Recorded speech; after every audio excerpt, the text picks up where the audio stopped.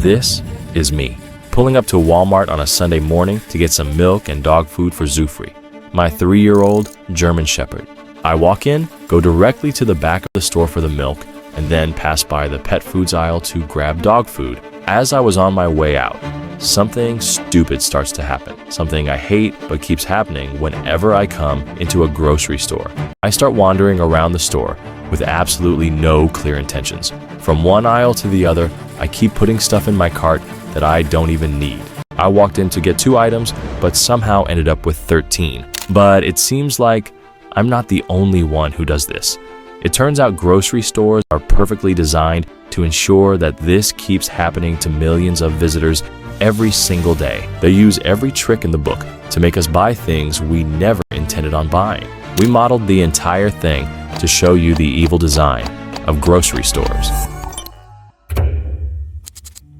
The grocery store, as we know it, began to take shape in the early 20th century. The first self-service grocery store, Piggly Wiggly, opened in 1916 in Memphis, Tennessee, revolutionizing the shopping experience by allowing customers to browse and select their own items. This concept quickly gained popularity, leading to the rise of supermarket chains. As a result, notable chains like Kroger and A&P emerged, expanding across the United States and setting the stage for modern grocery retailing. Today, the grocery industry is a massive sector in the U.S. economy. In 2023, retail and food service sales in the United States exceeded $8 trillion. On average, shoppers spend about $174 per trip to the grocery store, a 12% increase from previous years. The industry comprises approximately 61,000 grocery stores, employing around 1.4 million people. These numbers clearly show that these companies are making money, and a lot of it. But before grocery stores looked the way we know today, they were designed way different back then. Before self-service models emerged, grocery shopping typically involved customers requesting items from behind a counter. However, with the introduction of self-service in 1916, the layout and design of grocery stores began to evolve dramatically. Piggly Wiggly turned things around. I don't know why anyone would name a company as such, but to their credit, they changed grocery stores forever. The open layout, the organized aisles, the directional lighting, these were all new additions to the grocery store design at the time. But before we go into the nitty-gritty of the numerous tricks they use to influence your purchasing decisions, we must establish how grocery stores actually make money.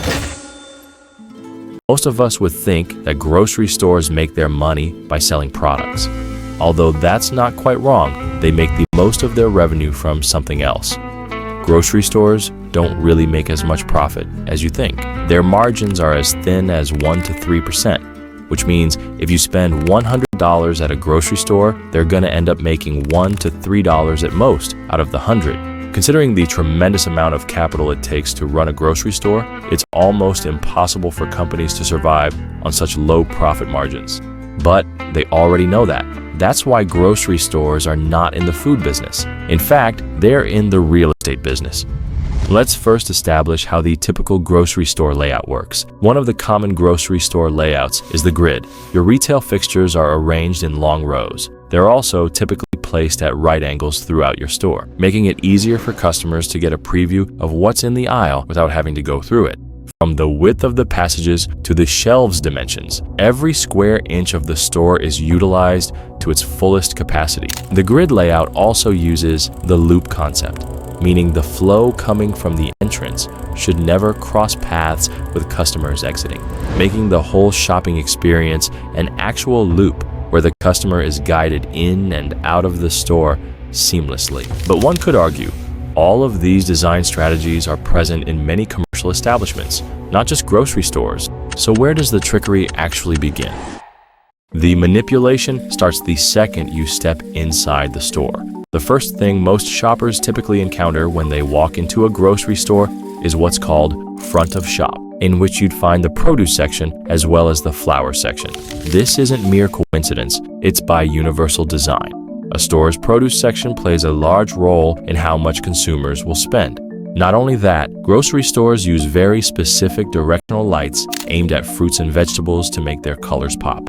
Now, once your visual appetite is satisfied, stores have to make sure you don't just pick some fruits and bounce. They need you to walk by as many items as possible.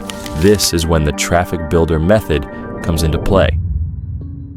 Ever wondered why milk and bread are always way at the back of the store? This tactic is designed to increase the likelihood of impulse purchases along the way. Since milk is a staple item, putting it at the back ensures that shoppers will pass by various other products, which means more impulse buys.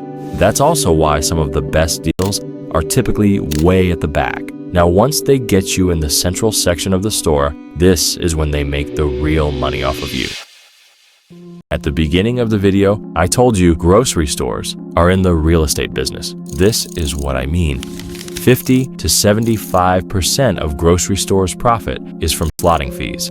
Food companies and brands spend a tremendous amount of money to place their products at a certain location inside stores. One product could spend between $10,000 to $100,000 to $1 million to get just one product on a certain shelf right in front of your eyeballs. And that specific sweet spot on a certain shelf is called the golden zone. Products placed in the golden zone can sell 8 times more than if they're on a different shelf. But what is exactly this golden zone?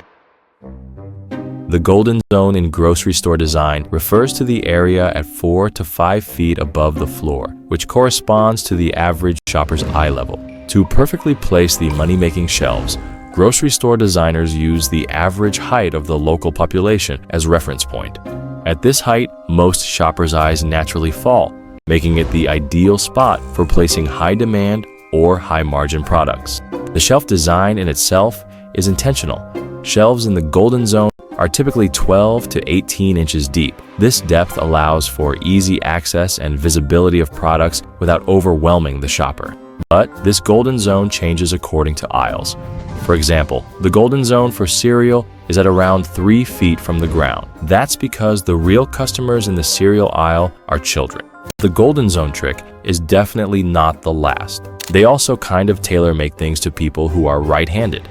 That's because 80% of the population is right-handed. According to research, right-handed people tend to look more on their right side than the left when shopping. That's why most of the products with higher profit margins are usually placed on the right side of the aisle. Also, more resistant floor textures that slow you down are placed next to products they want to push more. Now, once you put way more products in your cart than you intended to, you head out to the checkout line. But as soon as you may think you're safe, that's when you screw up even more.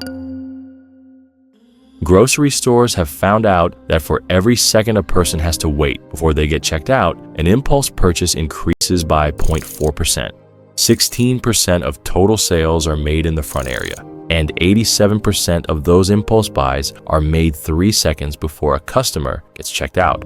In the modern grocery stores, the checkout aisle became a maze to fuel impulse purchases, especially during the holiday season. You're led through a winding corridor full of tempting small items for you to pick up along the way. Some stores intentionally leave out a couple of lines without a cashier, increasing the waiting time in checkout lines.